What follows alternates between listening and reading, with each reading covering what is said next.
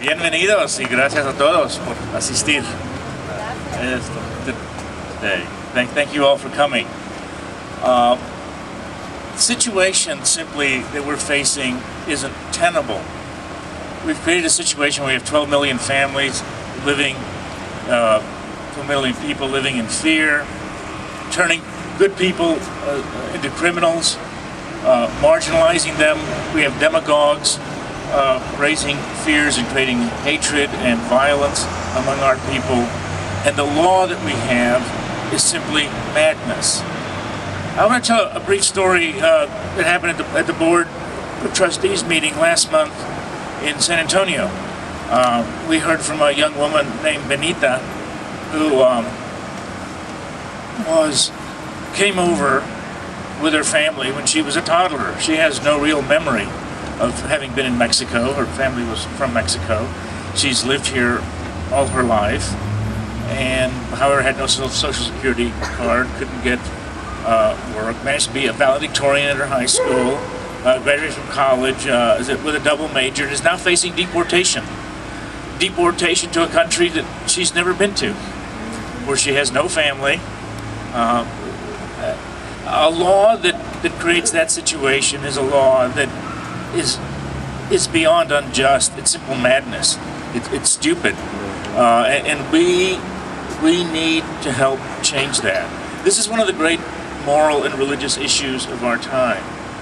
You know, our faith teaches us that every human being matters, and that love is sacred, and that we're all connected, and that we're to stand with the most marginalized people. All the traditions we come from demand that we, to be faithful, stand with those whom others would vilify.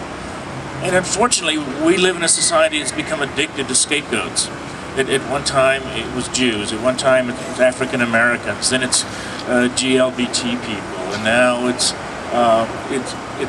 immigrants, particularly Latino immigrants.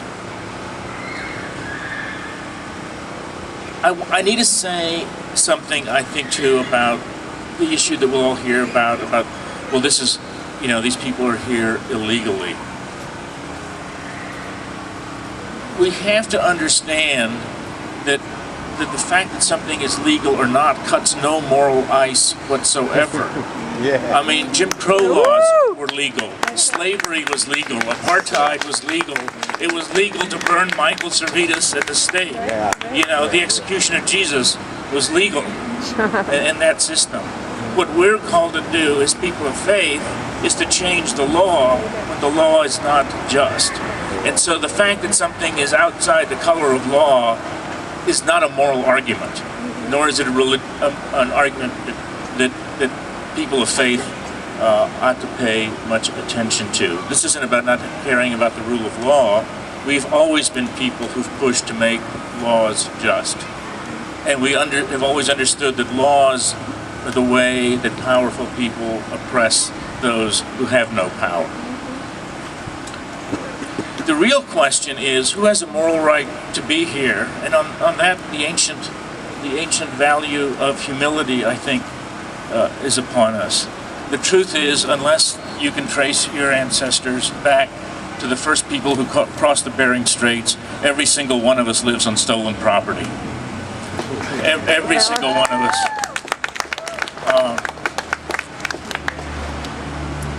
And so we're on the same footing morally in terms of having a right to be here. The question before us is, what can we create for the future to create a community that respects people and is compassionate? Our task is to demand that our government write comprehensive immigration reform that is guided by our highest moral principles of compassion, of family values, of human dignity, and we must also be a persistent voice when the demagogues raise theirs, those who would marginalize people.